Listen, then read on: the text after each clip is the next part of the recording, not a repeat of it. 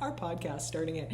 It's like we're on. Yes, we're on. We're live. You're fussing with your hair. I'm fussing with my hair. I was looking at my phone. Rings. Yeah. You know what? Hey, we're not live, so I can't edit this out. But I'm not sure I'm going to. We might not. We might leave it in. We might leave it in. See, it's not just about the live podcast that we're messing up on. Yes. But yeah, I was just fussing with my hair. But wait, we'll introduce ourselves and then I'll tell you what I was fussing.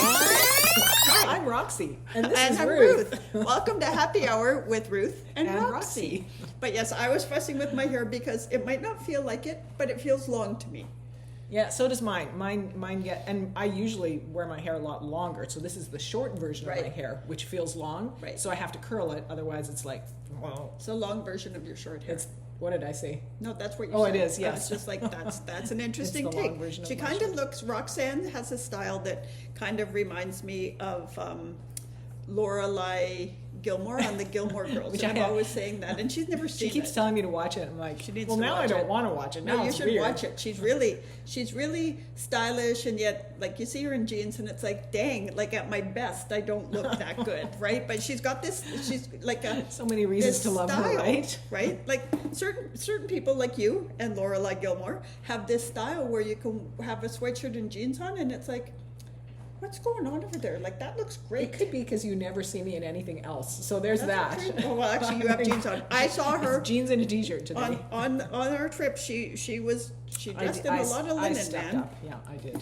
So first, anyway, we have to cheers. Cheers. Welcome to Happy Hour. Yes, welcome everybody. It's nice. We're back in my place, which we haven't been for a long time. It feels like. Yeah. Feels very long, and we're gonna announce the winner of our little things for all the guesses. But we're not going to do it yet. We're going to make you watch. Yep. But yes. Stuck with us. So what are we drinking today, Roxanne? So today we are drinking pink bubbles from Crown and Thieves. We talked about Crown and Thieves before. Is this going to show up the right way? I think I ask you this every single podcast. Yeah, and if not, I'll flip it. Okay. Crown and Thieves is a winery in Kelowna that is under the Jason Parks umbrella, and they have quite a few. They've got a beer line. Yeah. They've got. I think they have cider now. Maybe. Yeah, I think they have cider too. Yeah, but they have several different wineries of different layers levels, of sophistication. I expect because it's cost. But they're really good, and I do really like this one. But my favorite is still Stoneboat. The bubbles from Stoneboat, which are less expensive than, and this one's not crazy expensive. No, but the Stoneboat one is about $20, so it's kind of our house wine. Yeah, the value for it. It's really great. And you know, when you drink a little, you need to find You needed some PR in there. Yeah, I did. Thank you for that. And the other thing about Crown and Thieves, if you're ever in the Kelowna area and you want to go visit it, it is really fun to visit because it's the sales part of the winery, the public facing part, is this beautiful old castle. Yeah. And they have a Latin, I think it's Latin, saying on the top that I can't remember what it says in Latin. Yeah. But it means something. They're overlooking the lake, and across the lake is some of the more really well-established, well-known wineries, really sort of the ones that put Kelowna on the map and that are like widely distributed. They're like the big guys, right?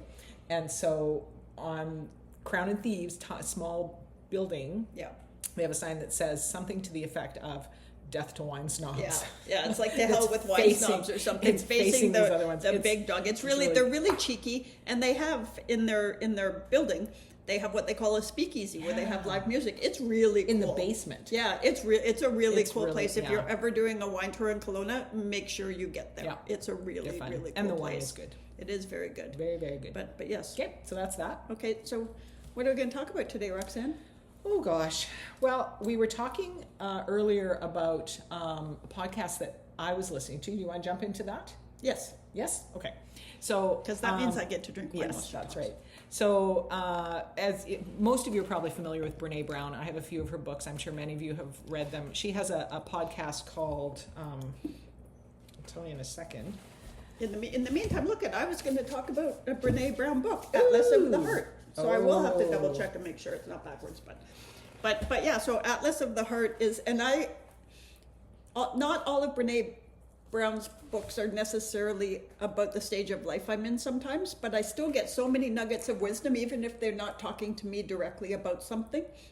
All of a sudden, it'll hit me, and it'll be like, oh, Brené Brown says I should approach this way.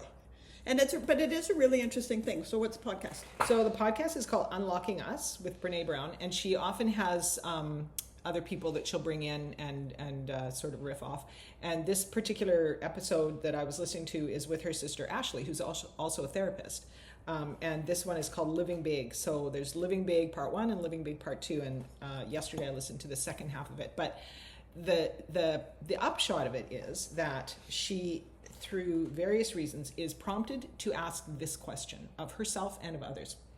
Do you believe that most people are doing the best they can with what they have? No other qualifications. And so she put this, because she's a social scientist researcher, she used this as a research project and asked a whole bunch of people and got a whole bunch of answers.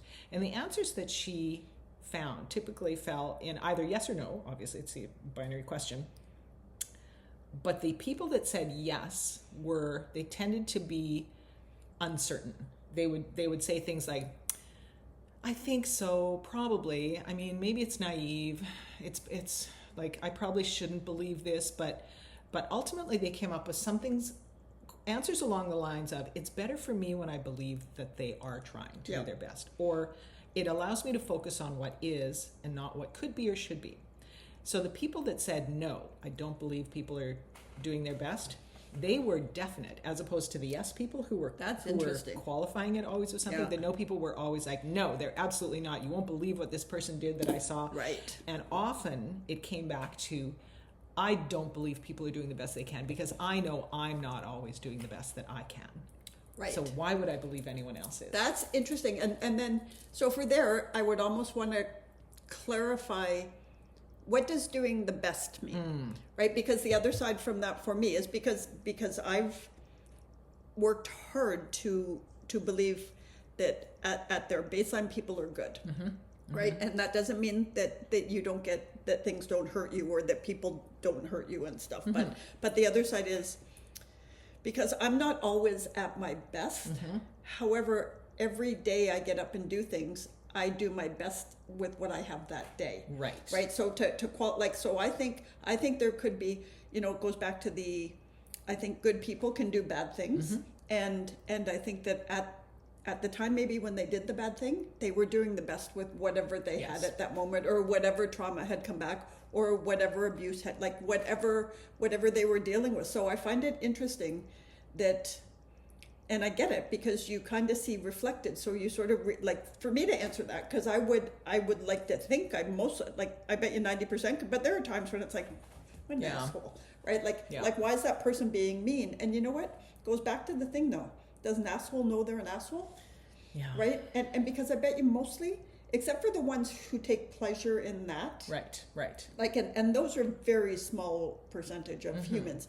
Most people don't. They think they're defending themselves, or they're afraid. So they're doing something in response to, it's either fear or pain, or one of those negative emotions. Fear right? is the big one. Well, and she kind of touches on that, because she says often when she asks this question, people will start whatabouting, right? Well, what about serial killers? What about terrorists? And she says, you know what? They are also doing the best they can with what they have. Then she goes on to talk about boundaries and compassion. And there's a link between all of these things that for me, listening to this podcast just kind of allowed my heart to open up a little bit and say, okay, when I really like that. When I believe that people are doing the best they can, I don't judge them the same way. And I am able to be my better self. However, I'm also able to say then, they're doing the best they can. That means that whatever it is that I want or need here, if it's a relationship, if it's, like somebody on the street, it's maybe a little different. But if it's a relationship, I can't get that. That is not coming. It's impossible to get what I want from this person. Therefore, I have to let that go. I have to grieve it. Grieve that loss. And accept whatever is possible from the relationship. However, you also set up boundaries. Right? So you're able to accept what's possible, as opposed to always looking for what's impossible. Right. And what you expect from them. Right? And that's a big thing. And some people, are they're just not capable of delivering what you need. Totally. But you also have to manage your needs Yeah. from that person. It's what you're saying. Yeah. It's boundaries, and maybe you find that. And I'm talking about maybe if that person, if you have somebody who's never on time, right? And even though they're doing their best to get there, it makes you late for movies or shows or meetings or stuff. You have to figure out then how you get around that, because that you can't change them. You That's can only right. change how you react. Well, and with the whole whatabouting part, somebody said, what about terrorists? What about serial killers? And she's like, they're doing the best they can. That's why we lock them up. Yeah. They can't do any better. Right. And so that's why we put them away. That's the boundary that needs to be set. Somebody said, what about President Trump? Right. She said, yes, she believes he's doing the best he can.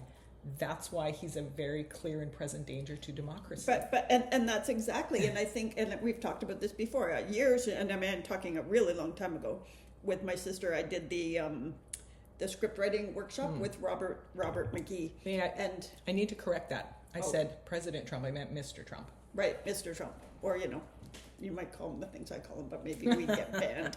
But I do think former President Trump. Former President Trump. But I took that screenwriting course, and one of the things they said was, even the bad guy has to have a center of good. They have to believe, and I think, and a good example of doing that was the TV show Dexter. Oh my gosh! They did a really good job of making a serial killer a likable character. He was an anti-hero. Yeah, and we all rooted for him. Yeah. He's somebody who kills people, but he does it for the right reasons. Well, but that's just, or the reasons we think is right. Correct. Right. Yes, he's got super clear boundaries. Right. That's what his dad gave him. Yeah. Super clear boundaries. I can't change you from being a serial killer. So here are the boundaries. Here's how you're going to do it within these. Right. Brilliant. And that's just it. And the thing is, so I read something too, and I bet you it was Brené Brown, but I also was like, why we're easier on our little groups and on yourself is because you understand the intent. And when it's somebody else, you have to imagine the intent, and you tend to imagine more negatively outside of your inner circle. It's true. Right? Yeah. And that's what I'm always thinking, because there are times, we live in a very connected community, and there are times when I get irritated about things, and I have to take a step back and say, I don't know their intent. Yeah. Right? I am interpreting, what they've either said or put on our Facebook group or whatever. I'm interpreting that, and that's not reasonable. Right? I don't get to translate what they're trying to say out of my lens. Yeah, that's right, because we don't know. So there's a question, with remaining as general as we can, speaking somewhat obliquely. Well, that won't last long. What kind of boundaries can we set up then when we think that people are like there are opposing goals, let's say, in this community, people that want one thing, people that want another thing, and both are valid. Yep.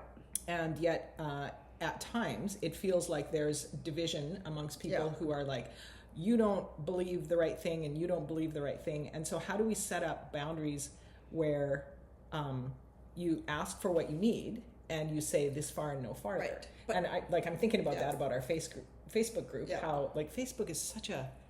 writing things that are a little bit sensitive or perhaps controversial or challenging because you I'm going to get this right, I infer tone from it, right?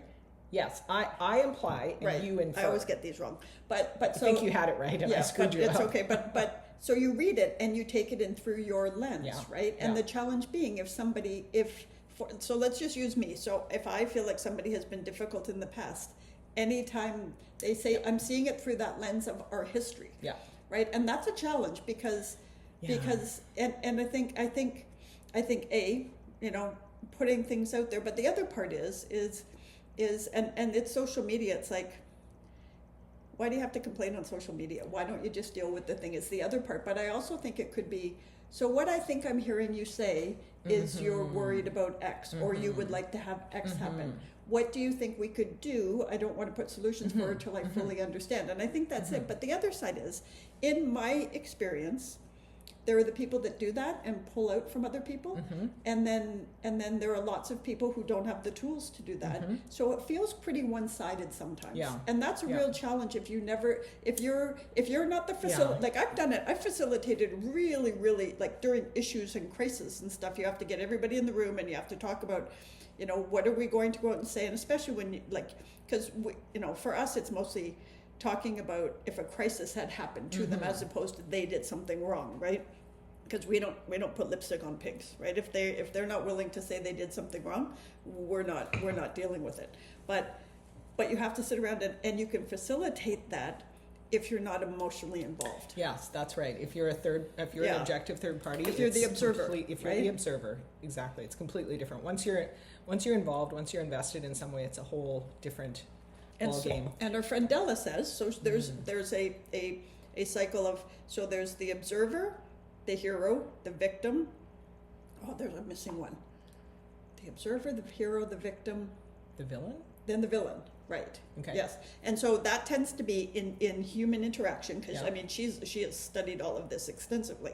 And so if you're all of those, what she's always saying is pull yourself back, be consciously, be the observer, right? Because it is. And a lot of it is either we make others the villain, right? And we're either the hero or the victim. And sometimes you could be both the victim and the hero. Yeah. I mean, if you watch any Law and Orders, it tends to be the victim becomes the hero somehow, right? And helps save the day, like sort of stuff. But it is an interesting thing if you realize that you have, the lens you see it with is biased.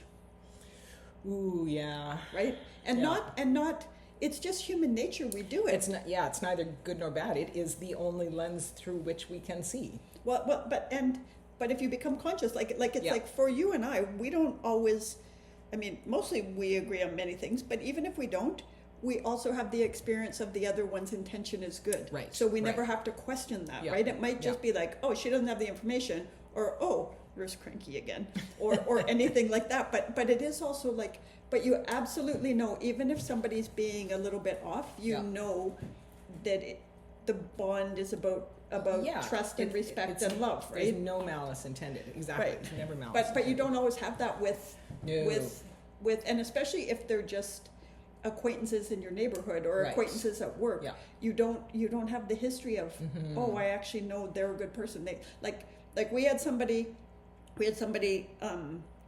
say to us that a mutual acquaintance, but somebody that we know, and she said, wow, I phoned and she was rude.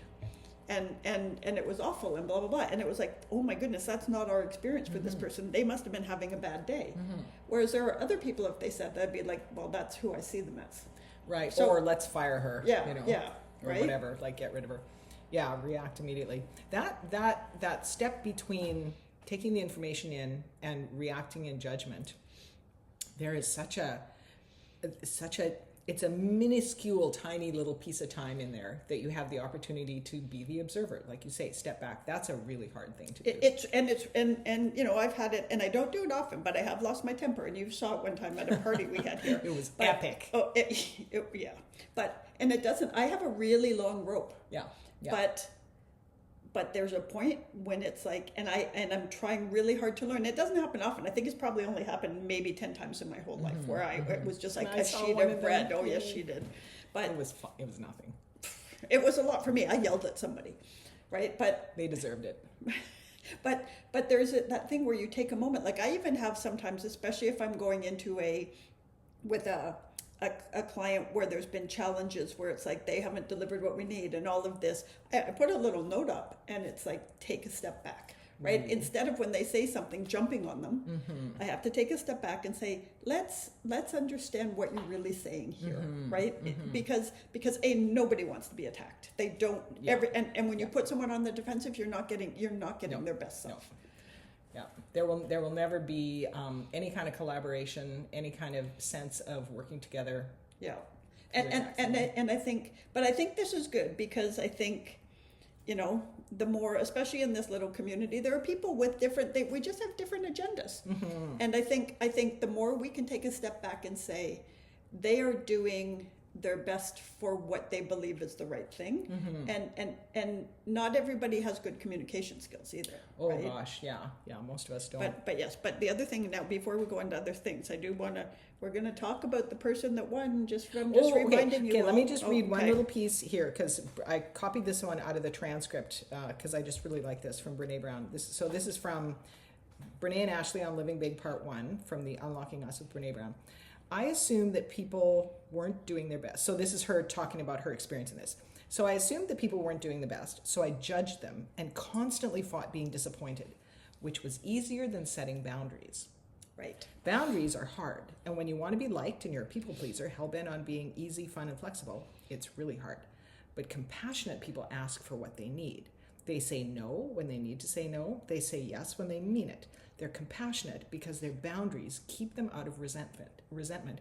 And when you don't feel resentful, you don't judge people, and you're able to be generous and say, yes, you are doing the best you can with what you have. No. Because I'm not expecting anything from you that you can't give. Right. And I have not allowed you to violate any of my boundaries. So I feel defended. That's an important thing. Right? That's why I copied it. No, but that's a real, and when you can take that, and I mean, you know, I absolutely love my dad, but I had a challenging relationship with him. And when I realized that I was putting expectations on him that he wasn't capable of, right? Like, and it was that I have to own that, right? Because we have to look at it. And so when I figured out, I dropped those expectations, but I did set boundaries, right? Yes. Because it was, hang on, without this, we can't have this. Yes. And when you do that, and again, I truly loved him, but he and I sometimes were like oil and water. But when you realize that, and then you see, wow, you know, he's absolutely doing the best. He just doesn't understand what I want, right? And he can't. And so the thing is, it's like, it would be like if I spoke Greek and he spoke Japanese. Completely. Right? Yes. Like, it was like, that's exactly, like, it was an absolute miscommunication. And it's because on some levels we were too alike, so that was a problem. And on some levels we were too different, and it was the perfect storm of that. Yeah. Right? But it's a really interesting thing the only thing you have control of is how you react. That's it. So I was at a little family gathering last night, and I have a history of extreme social anxiety at family gatherings in a big way from when I was a kid. I have a really big family. Oh my gosh, she has like 30 cousins. I have, or I'm one of 30 or something like that. Like, that's both sides combined, but that's a lot of cousins. So, and we're all quite scattered now. And we have, I would say, me, my sister, and my brother are somewhat different from the rest of our cousins in the one group, at least, for a variety of reasons. We never really, we always felt a little bit different. They were mostly farm kids, and we lived on an acreage, but, you know, my parents worked in town, and but also we went to you're a different creatives school. and like, we, there's a we pursued education. We were, you know, we had different ideas. They mostly stayed in the same community while we kind of left. So we tended to feel a little bit out of the loop. Yeah. And so me being, you know, having the issues I had to work through to become a social butterfly that I am now. I'm not. She's way more social than me. But like, I've learned some skills, and I guess what I kind of realized was a lot of the people in that, when they stayed in the small town milieu, we've talked about this before, people that you know, they grew up in a small town, their friends are the friends that they've had from kindergarten on, they've never left, they got a job at the local whatever, and they've stayed there, and that's their life. Maybe they've done some traveling, maybe not. Yeah. They don't know very much. No. That sounds really insulting. They what haven't I mean experienced things. They have not seen much that is different from what they are. So every time you go somewhere else or you learn something new, your brain is just like, oh my gosh, there's another way of thinking. So what I typically felt was, I'm really different. They don't get me at all. And it felt to me that many of my relatives were uncomfortable interacting with me because they didn't know what to say to me. And I was like, I'm the weirdo. I can't talk to them. So last night when we went, I counseled myself ahead of time. I had listened to this podcast, and I said, you know what? I think actually my family is doing the best they can with what they have. And also, I don't know them anymore. Like, I've been 25 years kind of out of that loop.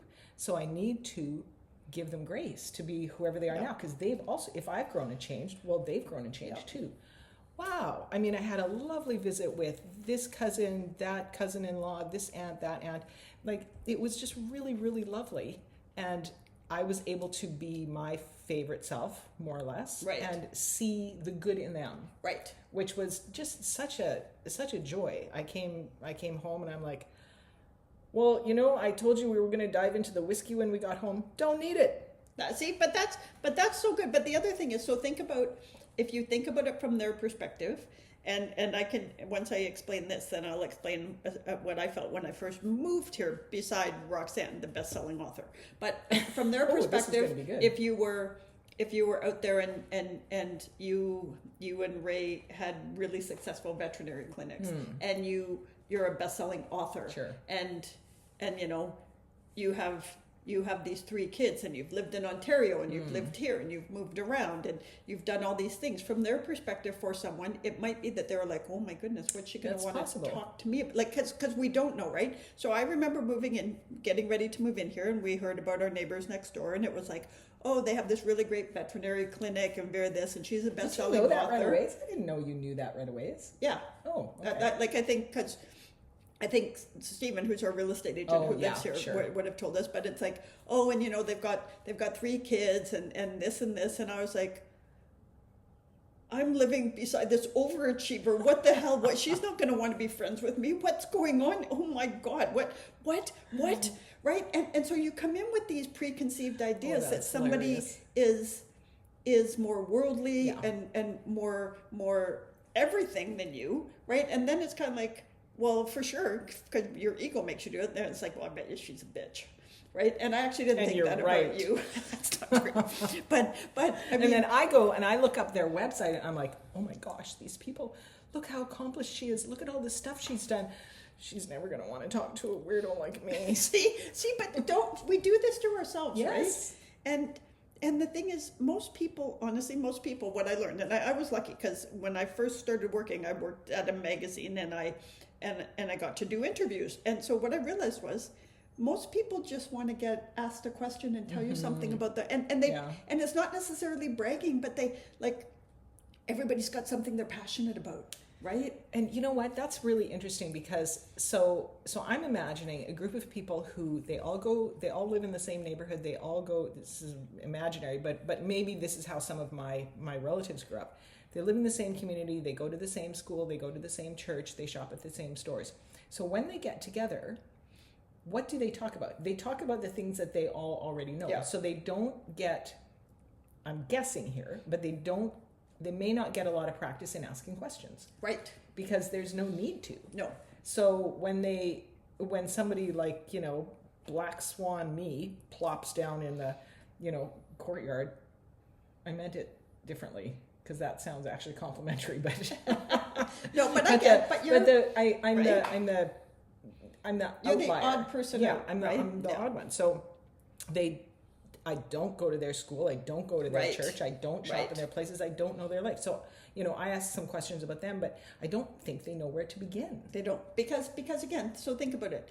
And if you've ever seen, and we didn't have real farmers in our family, but we had an aunt and uncle who had a farm. They had horses and a few things. But have you ever seen an old farmer and his partner out at dinner? They don't actually talk to each other. Oh yeah, that's true. Like because what they're going to talk about the weather. They already talked about that because they have a farm, right? Their kid. There is a. I think that's true of any old married couple. No, I think unless it's an old married couple, maybe that their children are out traveling, and it's like, oh, have you know, like, or is it? But it's also like one of those because.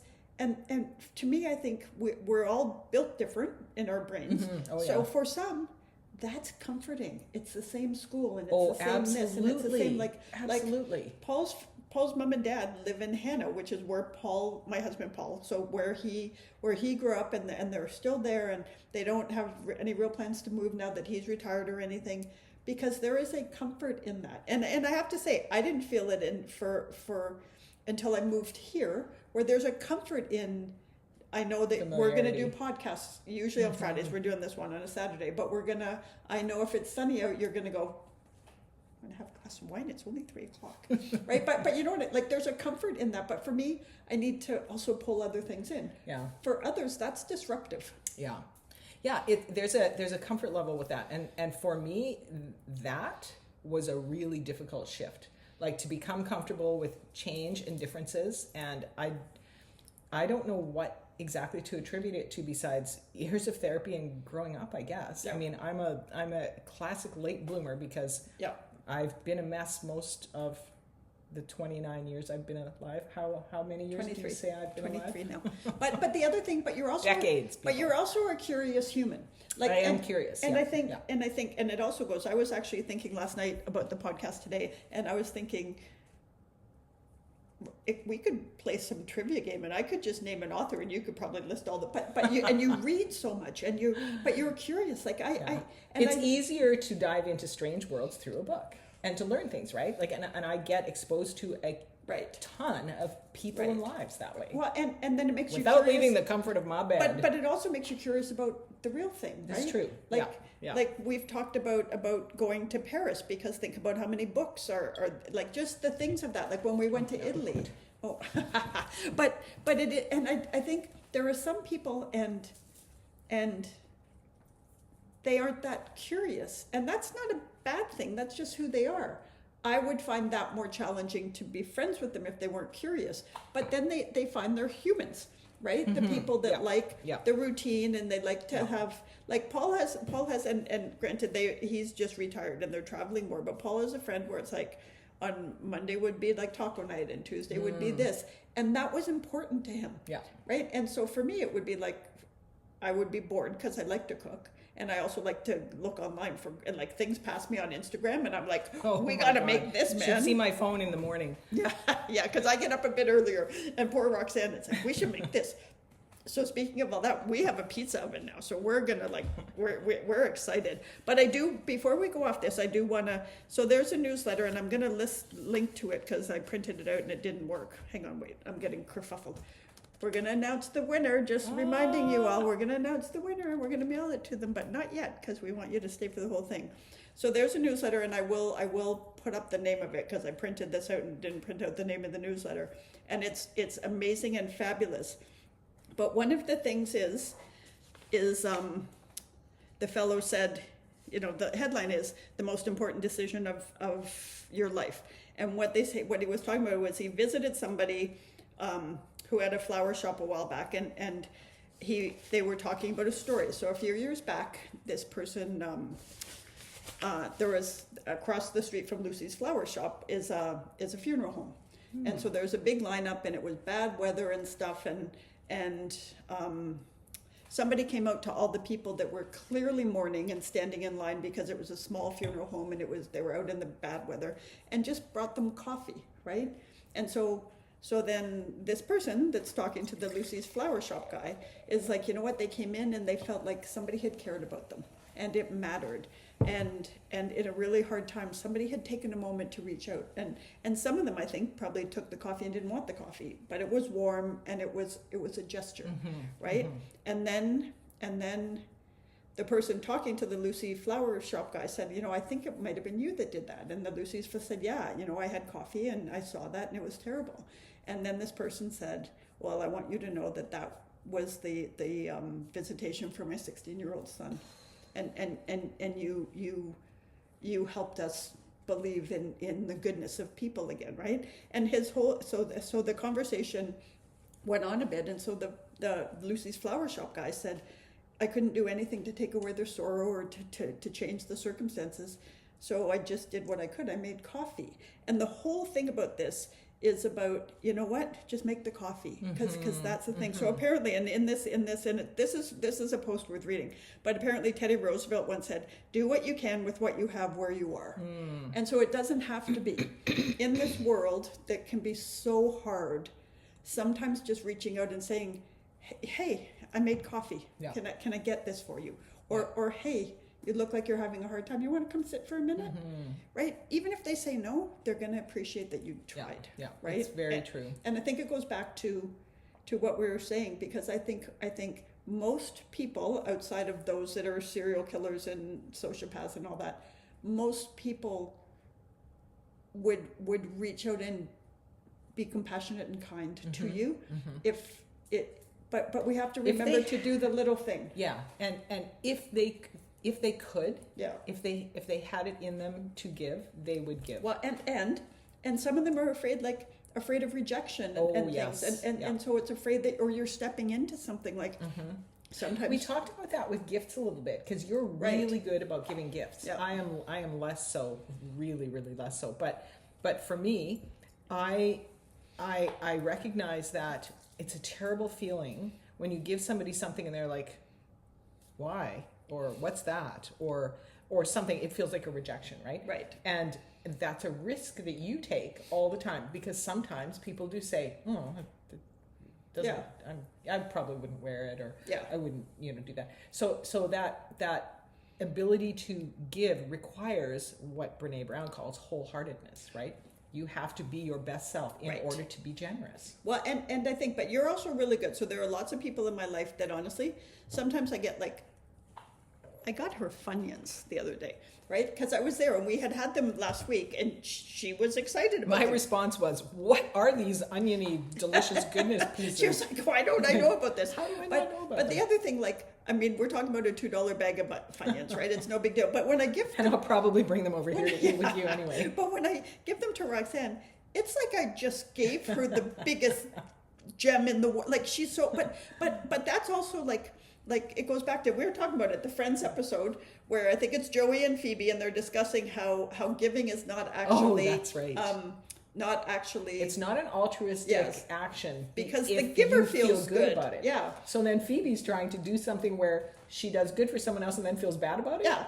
Yeah, because she's trying to, because Joey's saying it's actually a selfish act. And the thing is, especially if you get and honestly, nothing I get for people is ridiculously expensive, because that makes it all awkward. Right. But you get seriously, I wish more people like Funyuns, because that's an easy one, man. But so we have, and by the time this comes out, she will have it. Like, for example, our little Scruffy that you saw last time, who's a weirdo, we have a friend that he loves. And when she comes here, he tries to hump her arm, right? He's really obsessed with her. So what I did was, because we have these things, and I'll put these up on the thing. We got a photo, it's a cartoon version of Scruffy, a Disneyfied Scruffy, and we're gonna sign it, right, from Scruffy to her. But you know what? That print cost $3. Roxanne's got pretty writing. She's gonna sign it, right? Well, actually, Scruffy's gonna sign it. Scruffy is gonna sign it. Yes, but this clearly, this is a perfect example of the idea that it's the thought that counts, right? Right. Because you put thought into this, and that is your superpower, right? Because you're thinking about, you're like, she really liked those Funyuns, and I'm in the store. You're like, this person would get a kick out of this. I can do this. I've got this. Like, I'm busy playing with words with friends or something when you're thinking up these things. I don't know. I'm reading a book probably or something, but that's how your brain goes, right? Like, your brain is thinking about, what can I make that's delicious and feed people with, and ooh, here's a cool thing we could do in the backyard with 50 other people and Roxanne's help. Yeah, and we'll see. It's like, hey, Roxanne, I committed to this. Yeah. But are you in? And I'm like, oh, yes, I'm in. See? She just. I don't put up boundaries very well, do I? She acquiesces very well with me, I have to say. But the other side is, so like when you think about little stuff like that, so here's a perfect example of this, although it's not quite that little. So I have all these ridiculous little tiny dollhouse toys, and I have little tiny margaritas and little tiny pina colada. Like, they're all it's for a dollhouse, right? But I don't have a dollhouse. Hold on a second. How old are these dolls drinking pina coladas and margaritas? Well, it's a dollhouse, but it's a tiki bar dollhouse. I'm concerned. It's where Jimmy Buffett would go if he was still with us. Okay. But I'm picturing my almost 5-year-old granddaughter being like, who wants a margarita? She hangs around me long enough.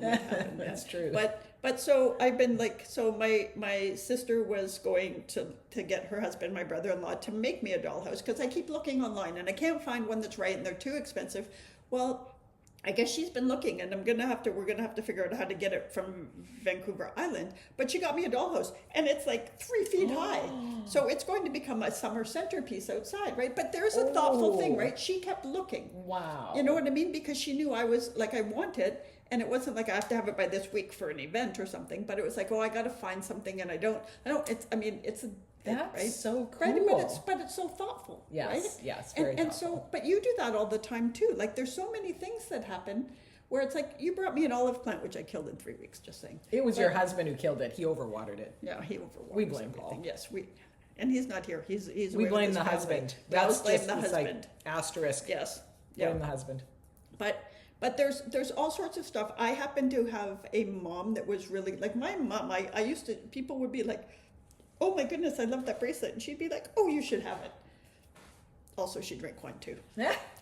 But you know what I mean? But I was raised in that, right? Where it was always, and it was never big expensive things. It was just little stuff that was like, oh, this would give you a moment of joy, right? But the reason I think that some of us think that way is because maybe at some point in our lives it didn't happen to us, right? So you know what I mean? Like I've had friendships where it was kind of, like there was no thought put into it, Yeah, right? Of course, yeah. friendships like that don't last, but Yeah. but it's kind of like, so when you Or see they're it, seasonal. yes, yeah, and it doesn't mean you have to do it with people, but it's also like I'm not very good at Christmas presents, right? You know what I mean? Because I do it all don't know. year. Yeah, yes, right. Right? Like it's one of those where it's like the rush at Christmas is like, nah, right? But all year, like if I saw something that would delight you, I absolutely would get Okay, it. I would like to suggest for the whole universe that Christmas be changed so that gifts happen all year in small amounts like this, Yeah. and the pressure for Christmas off. is off. Because I think, okay, you guys answer in the comments. chat. Yeah, in the chat. You tell us how you feel about that. Does anyone else here get stressed out about Christmas presents? And would that change things if you'd be like, you know what? Here's a little thing that I found for you in March. Send it to you. Or I love And that Christmas idea. is just or Christmas- the December holiday season for yes, those who don't exactly. celebrate Christmas. Yes. And I mean, I know Hanukkah is different because there's the Yeah. gifts are different. Sure. Like that, it's specific to a tradition faith and a tradition, ritual, yeah. right? That's exactly, because the other thing is, what if it was just you get together and have fun, because the pressure and I happen to be like, and I mean my family's really small, but I get my Christmas shopping done early because I see stuff and I keep like we have a little gift cupboard, and some of the things are just general, mostly for kids, or some are hostess gifts, right, kind of thing. But otherwise, I have stuff that I'm always gathering. But the stress for people, it must be that don't start shopping until December. By the second week of December, I'm not going near a store.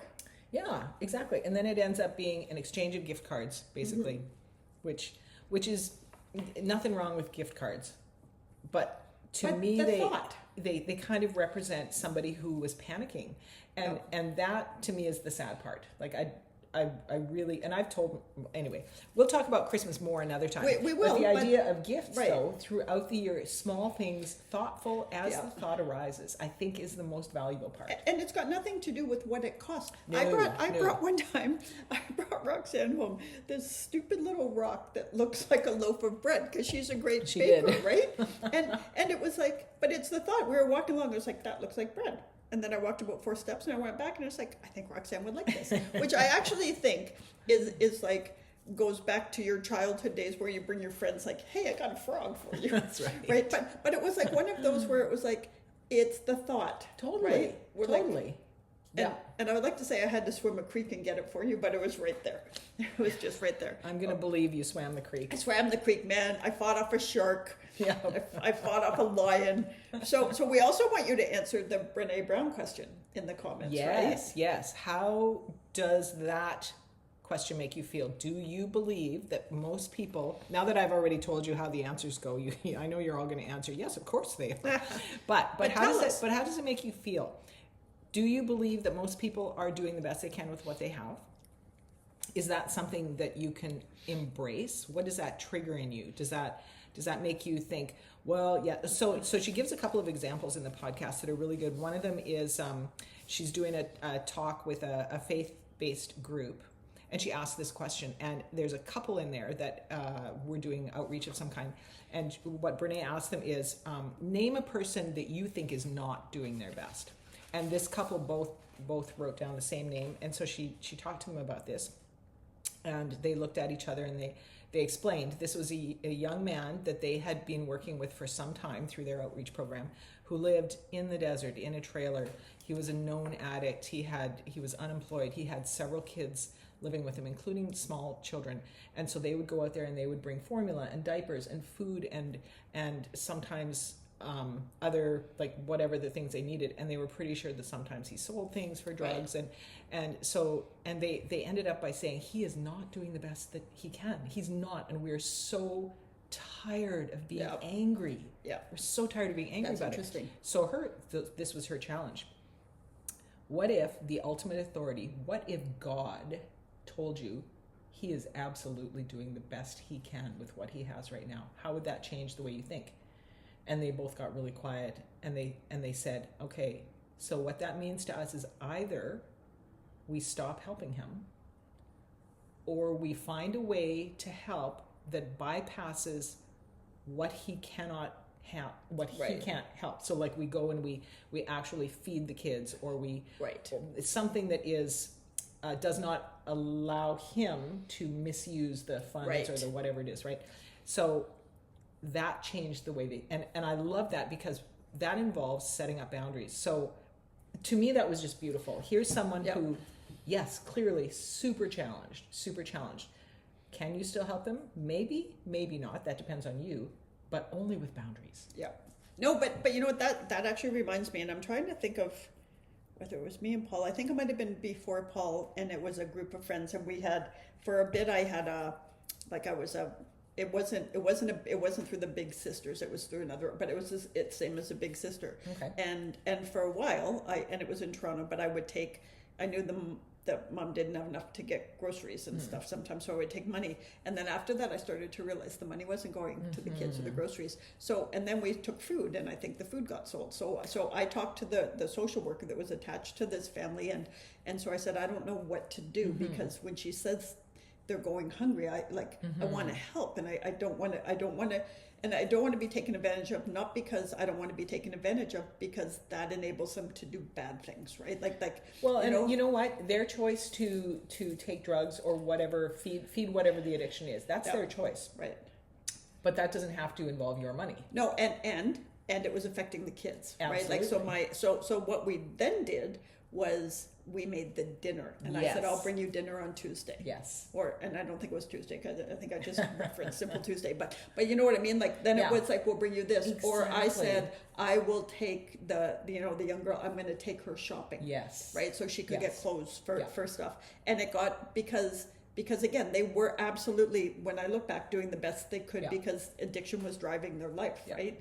And so you had to bypass those ways that the addiction was making the decisions for them, and that's just it. But I think it's not an easy thing. It's easy for me to think that your intentions are always good, because I have that experience, but it's not easy when it's somebody maybe I don't like so much, and that's where you have to work on yourself, right? Yes, absolutely. Yeah, and I'm just going to throw this in here too. This is an aspirational conversation, okay? We're not. I mean, I'm terrible at this. Exactly. Like, this is what we're looking at things and thinking, how can we do better? How can we be better? Because as far as I'm concerned, the world is full of asshats, and I would like them all to change and be better immediately, like yesterday, and do things exactly as I would like them to do. Right. So, so this is, for me, it's like, so we're changing the lens of it to better understand. And it doesn't mean that you're not going to be closer with those who are at the same stage of whatever it is, because then you feel like you have a team, right? Yeah. But you can also reach out and do things in different ways for those who are more challenged. And I think finding our way through that is part of that big life experience, right? And not being cranky, because there are times when it's just like, can't you just get that? And I mean, this is my own personal life, but it's like, can't you just get that nobody wants to do the thing? Right? Or can't you just get that, we don't want to go to that party? Yeah. Right? Like it's like, read the room. And then afterwards it's like, but maybe that's unfair because maybe I'm not actually letting them read the room. Maybe I'm tap dancing around it, right? You know what I mean? Instead of, I'd rather have somebody, for me, like, I was having ideas last night, like just thinking about the podcast and thinking in my head about what passive aggressive means, right? And then it's like, I'd rather have somebody flat out say to me, not in an aggressive way, but you know what? That, you know, my feelings got hurt when you said this. Because if you say you hurt my feelings, I immediately turtle in. Yeah. But if you said my feelings got hurt, or I don't know, you missed my birthday, but we don't talk about my birthday, so nobody misses it. But because it doesn't exist. But you know what I mean? Like, it's like, I would rather have somebody, instead of being passive aggressive, say, I got to tell you how I'm feeling. Yeah. Right? I'd rather have that talk than somebody that you know, then does really passive aggressive stuff. That's so in my world, that's a challenge, because if you're raised in a culture that says you must never hurt anybody at any, you know, like always do good, always be kind, always speak well of other people, that ability to be direct is often somewhat crippled. Right. And so passive aggression becomes an accepted way of life. Right. Almost. And I've thought about that term a lot too, because I recognize it as something that it's like one of the biggest tools in my arsenal, you know. Oh, I'm fine. No, it's okay. I'll do the dishes myself. I want them done right, you know. Like, just for the record, she shoos me from her house. She doesn't say that to me because she knows they would be done crap by me. But you know, when you're enculturated to be kind, be good, be nice, most of all, never hurt anyone's feelings, being direct is a huge challenge. But let's go to the flip side of that, because there are people who are absolutely disrespectfully blunt, and they're like, I just tell the truth. And that's the flip side to that, is because it's like, let's say I'm out somewhere and maybe the dress I have on isn't as flattering as I had hoped it was going to be or something, and somebody walks up and it's like, that looks like crap on you. I'm already out. It's not going to help you. Yeah. Right? I can see if I was like here and I was like, Roxanne, and you're like, or we're in a change room, and it's like, maybe that's not here, try this. You know what I mean? And that's what, honestly, that's what salespeople are good at. That they're like, here, let me try this. Good sales. Right? But the other thing is, I have had people in my life in the past, and I'm fortunate that I don't have them now, where it's like I'm just honest, and it's like, no, you're mean. Ooh, right? You know what I mean? Like, and that's not going back to, they're doing the best with what they, but you don't have to, like, you can be honest with somebody and be gentle and respectful and kind. Yeah. Right. Well, and sometimes what's the point of it? Like, is there, what's the purpose of saying it? What's the purpose of saying it? Like, what does it matter what someone else, also, you know what? Mostly we should stop talking about what other people look like. Yeah. For the most part. We really should. You know? Like, it just doesn't matter. Although that is a fantastic black shirt. I love it. From with Vibe. That black necklace, just saying, this looks really good. From Vibe. But there was actually a Big Bang Theory, which is what I listen to when I go to sleep. So it's kind of like my audio Valium, because I don't even watch it. I just put headsets in and I listen to it. And I've probably every episode. We should get my Mayim. I can't see her last name, but Amy, to come on the podcast. Yeah. She'd be freaking awesome. I love her. But there's one where Sheldon is worried about, you know, Leonard's trying to get some new job or something, and he's worried that he's just jealous or being crappy about it. And she says, so if you want to tell him something, add, and that'll show you on the end of it. And if that resonates with you, then you're just being an ass. And she didn't say ass because there's a Big Bang Theory. But you know what I mean? So it's kind of like, if you're going to say something to somebody, ask yourself what your rationale is. Recognize your purpose. That's brilliant, because if you can add, I love that. If that'll show you. And that'll show you, then you know what you're trying to do. Yeah, you're being mean, right? And again, it goes back, but it does go back to what we were talking about earlier. Everybody's mean sometimes. That's right? What we're titling this episode, and that'll show you. Everybody's mean. Oh, and that'll show you. That's good. But it is one of those, like, think about that, because we all have those moments. Like, none of us are stinking perfect, or else, you know, we're all just walking each other home. So it's like, let's have a little look at if you're going to say something to somebody, you know, is it what's the thing? Is it kind? Is it there's the 5 agreements or the 4 agreements, and I'm going to forget the author's. You'll know the author's name. We're looking. That'll show you. Yeah. I know. Anyway, we'll put a link to it. We'll find it. But We'll it's put it in like there. it's like be true to your word. You know. Oh yeah, that one. Right, The 4 like that. agreements. Yeah. I'll tell you. The 4 agreements. But Always do your best. Oh, yeah, I had this and if somewhat shoved down my throat. right, but not from him. From my husband. Oh, okay. No, I thought you were talking about like from the Bible. No. The 4 agreements. Here they are. Hold on. Oops. Who is it? Well, it's We a can't see. book by Oh, Don Miguel Ruiz. Yeah. Yes. But I think that's just it. Okay, so we're coming up just over an hour now, so we're gonna. Hold on. I'm just going to say the Okay. 4 agreements are be impeccable. Be impeccable with your words. Don't take anything personally. Don't make assumptions. Always do the best you can. So Right. be impeccable with your word. Don't take anything personally. Well, don't make and we'll assumptions. link to that. The But best those you are good. Like those are good things to remember, and it doesn't mean we're always going to do it because we're human and we're Yeah. we're can. Deeply flawed. and selfish and thoughtless and self-involved. But for that the doesn't mean you most don't have a good part, hurt. Most of us are doing the best we can with what we have. And honestly, sometimes the best you have is that you're going to be selfish. Okay, her phone just jumped by I itself. got this Just little saying. thing on the back, and ever since I got my new phone case, because it's like it helps me hang on to it so I don't drop it. But it's got this little flippy thing on it, and now so I moved it, and now it's like it's got a life of soul, its own man. now. Okay, so here we go. There's all the things. So we've got little olive oils, and one is mushrooms, and 2 are mushroom, 2 different kinds. One is lemon olive oil, which is really freaking fabulous. One is basil, and one is a pepperoncino.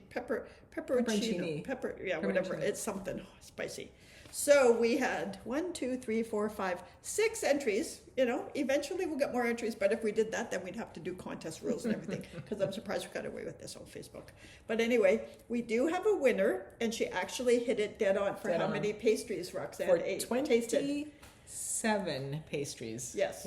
27. And our winner is Leanne Edwards. Yay, Leanne! Well done. So Leanne, can you message us and give us your address, and we will send this out to you? I have an in with Leanne, so I think I can you get do. it. Okay. Yeah. Okay. But yes, but that was really fun, and we're gonna do more of that kind of thing. That's just me. Is that She's an old looking at the scratch? scratch on my table. They have this I'm lovely always- table that we're sitting at right now, but it's a bit fragile, and she has a husband who's a little bit. pain in the neck. It's like, don't scratch at the table. However it goes, man. But anyway, this was fun. What else do we have? Oh wait, we're making pizza, so we're gonna put lots of pictures of pizza up, and we're having friends over tonight for pizza. And me and Roxanne are going solo. Nobody's helping us light the pizza oven, which is a bit scary. If we show up with no eyebrows next week, you'll know you'll why. understand why. Yes. But it was fun to be back with you guys, and you know, we're gonna have to figure out other vacations to go on, because I think we did pretty good, but I think we were distracted by all the stuff. We didn't show you guys enough of the things, so we'll have to talk about just me and you taking a cruise and just taking everybody with us. Right? Right? I like Doing that a live idea. every day. Ooh, I like that idea. That would be fun, Okay, right? tell us what you think of that. Yeah, and tell us where we should go. Where we should go, and make it on this, like, we're either going to the Caribbean or to Mexico, because Europe's a little far right now. Yeah. And also, I wouldn't get to Europe without Paul. Yeah, you're right. You wouldn't.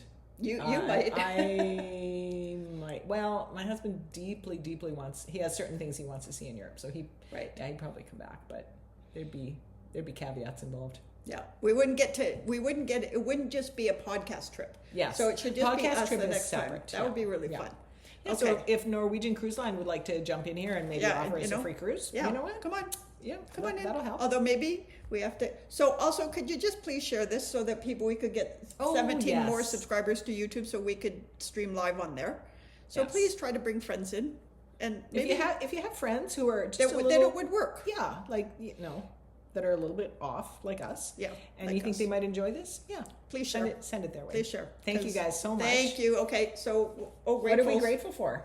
Oh gosh, you go first. I'm grateful for the pizza maker. Oh dang, that's a good one. That's a good one. Okay, so I'm going to say I'm grateful for. We've mentioned them before, but Vibe. Oh yes, Vibe apparel. So this is a new T-shirt from Vibe, and it's very nice. really soft. And it's really soft. It's really And this soft. is from It's comfortable. Vibe. That's from Vibe. That's it today. Yep, that's I it think. today. Yeah. Usually, But they're really good. Yeah, but we we'll really put a like link to them though. We love them. I also ordered 2 love shirts them. from them last night. because you were out and about, and I had 2 glasses of wine, and it was like, woohoo! I'm going to order online. Okay, so what do we want more of? More happy hours, Ruthie. What do we want less of? Less bullshit, Roxy. Absolutely. Thanks, you guys. Have a good week, everybody. See you soon. Talk to you soon.